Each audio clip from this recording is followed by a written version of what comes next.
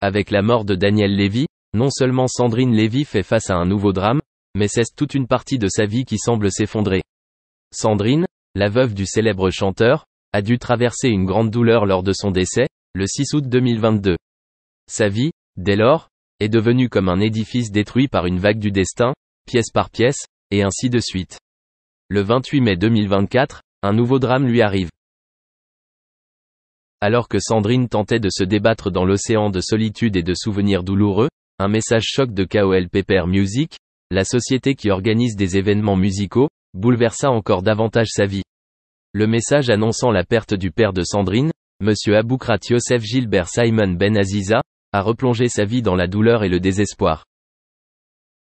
Sandrine Lévy, épouse de Daniel Lévy, a perdu subitement son père hier soir. Nous avons été contraints d'annuler le concert de son mari qui devait avoir lieu le 3 juillet au Casino de Paris.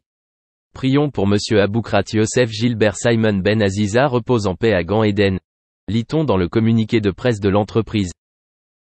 L'histoire de Sandrine n'est pas seulement une perte, mais aussi la façon dont elle a fait face à des événements traumatisants de manière inattendue. La combinaison de la perte de son mari et du décès de son père fait de sa vie un voyage à travers un désert épineux, sans fin en vue. Avant la mort de Daniel, la vie de Sandrine était tombée dans une obscurité sans issue.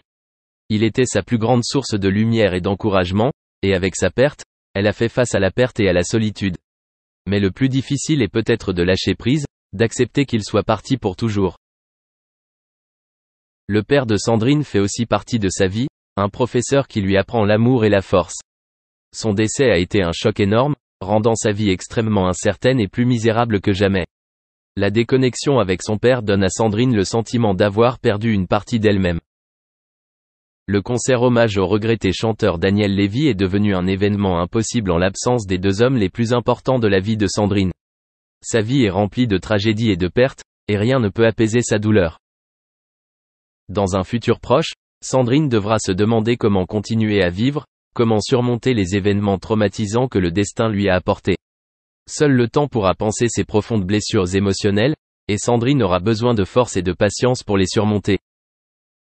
Dans le petit village d'Alsace, où les vignes verdoyantes recouvrent les champs, la vie est simple et paisible. Cependant, l'atmosphère fraîche de ce village fut soudainement submergée par l'obscurité de la nuit lorsque survint l'événement tragique. La cause du décès du père de Sandrine Lévy n'a pas encore été révélée. Plus d'un an et demi plus tôt, le cancer du côlon avait tué Daniel Lévy. De quoi plonger sa veuve dans une profonde tristesse. Sandrine Lévy, femme forte et résiliente, a fait face à des défis inattendus au décès de son mari. Sa vie est devenue plus vide et désolée que jamais. Les longs après-midi semblaient n'avoir aucune fin alors que Sandrine était assise au bord de la rivière, regardant l'eau couler, se plongeant dans la douleur sans issue. Il faut cependant que la vie continue, d'autant qu'elle a toujours son jeune fils, Antoine. C'est à cause de ce petit enfant que Sandrine a dû tenir bon et continuer à marcher, même si elle a perdu son mari le plus aimé. Sandrine semble capturer chaque jour des petits bonheurs, des moments doux mais chargés de sens. Antoine est sa grande fierté, une forte source d'encouragement qui l'a fait avancer. Mais son cauchemar commence ici. Un après-midi d'automne, alors que les feuilles jaunes tombaient doucement sur l'allée, Sandrine découvre quelque chose d'inhabituel. Devant la porte, il y a un petit bloc-notes posé sur un vieux banc en bois.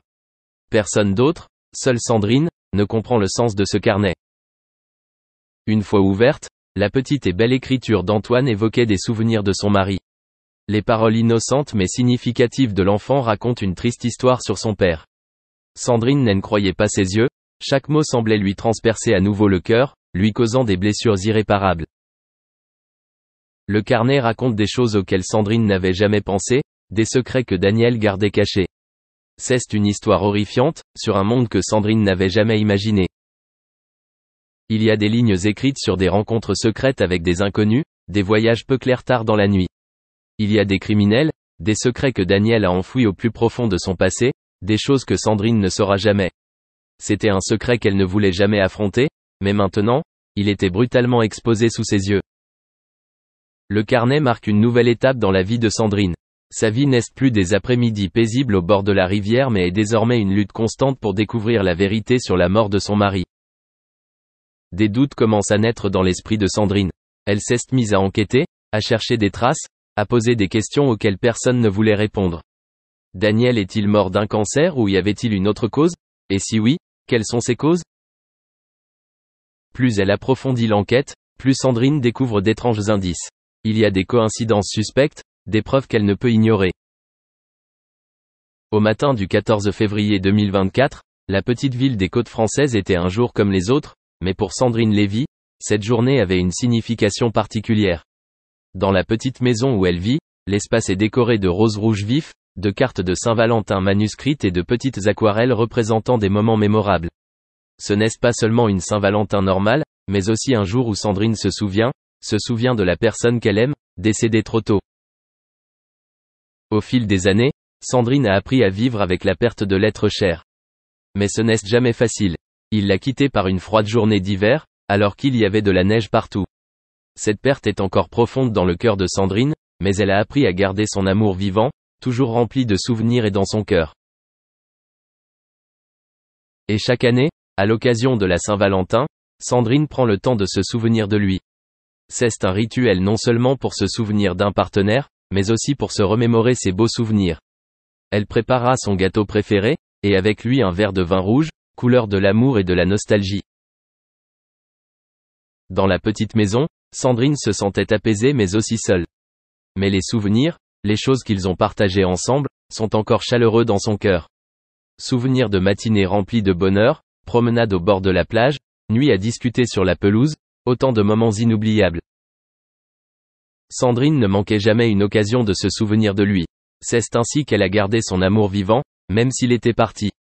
Dans des moments comme ceux-ci, elle se souvient des promesses et des projets d'avenir qu'ils se sont racontés autrefois. Elle sait que, même s'il n'est plus à ses côtés, leur amour durera toujours et ne s'effacera jamais. Dans cette petite maison, Sandrine était assise près de la fenêtre, regardant la mer au loin. Dans la lumière du soleil de fin d'après-midi, des rayons dorés du soleil se répandent sur l'eau.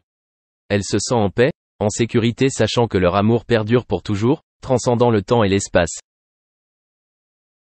Dans des moments comme cela, Sandrine se souvient de lui, disparu, mais toujours dans son cœur. C'était une Saint-Valentin spéciale, non seulement à cause de leur amour éternel, mais aussi à cause des beaux souvenirs qu'ils ont construits ensemble. Et dans le cœur de Sandrine, il est toujours la personne la plus spéciale, celle qu'elle aime pour toujours. Dans nos vies colorées et bien remplies, la famille est la chose la plus précieuse, où nous trouvons réconfort et joie. La photo touchante partagée par Sandrine Lévy aborde un aspect important de la vie, l'amour et les liens familiaux. Sur la photo, il peut y avoir une image de toute la famille se tenant la main sur la plage, ou simplement un joli moment entre parents et enfants.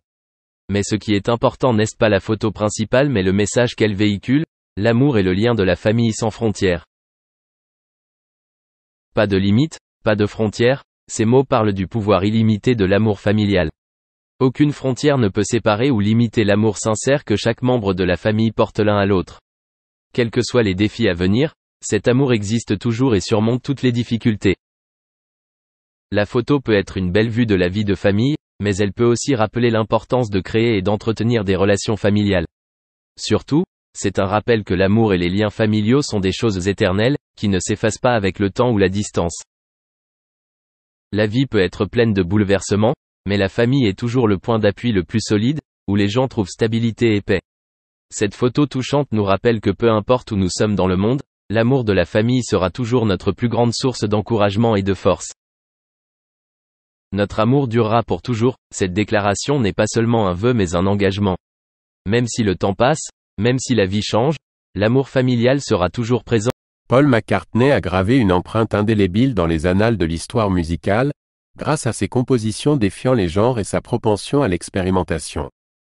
Pourtant, la trajectoire de l'existence d'une rockstar est ponctuée de sommets sublimes et de profonds nadirs, et le voyage de McCartney ne fait pas exception. Au milieu de l'essor incontrôlable de sa renommée, ses liaisons romantiques ont entrepris une odyssée complexe, remplie de trahisons poignantes, de cœurs brisés et de pertes douloureuses. L'œuvre magistrale de McCartney puise son inspiration dans le véritable creuset de l'amour authentique. Le 18 juin 1942, James et Mary McCartney ont introduit leur progéniture, James Paul McCartney, dans le monde. En réfléchissant à ses modestes origines, McCartney a loué les vertus de ses géniteurs et des habitants de Liverpool, les qualifiant de genre de personne dont vous avez besoin dans la vie, celle de la Terre. Un individu remarquable parmi ces piliers a incité le jeune McCartney à poursuivre le sommet de son potentiel. Le géniteur de McCartney, virtuose dans les domaines de la trompette et du piano, se délectait de la cadence mélodique parcourant leur demeure. Heureusement, son fils Paul a manifesté une affinité innée pour la musique, maîtrisant le piano à l'oreille et participant à une chorale. À l'âge de 14 ans, un cadeau mémorable de son père, une trompette plaquée nickel, lui fut offert. Hélas, ce ne serait pas l'instrument de prédilection de McCartney. L'avènement du rock and roll a bouleversé la trajectoire musicale de McCartney, suscitant un désir ardent d'une guitare pour harmoniser son jeu et son chant. Avec cela en tête, il a rapidement échangé sa trompette plaquée nickel contre une guitare acoustique, un magnifique Framus Zenith de 15 livres sterling. Cependant, un obstacle redoutable a confronté McCartney lorsqu'il a entrepris de jouer être gaucher rendait l'instrument difficile à maîtriser. Une résolution fortuite au dilemme des gauchers s'est présentée lorsque McCartney est tombé sur une affiche présentant un autre guitariste gaucher, Slim Whitman. En inversant l'agencement des cordes, McCartney était prêt pour le décollage.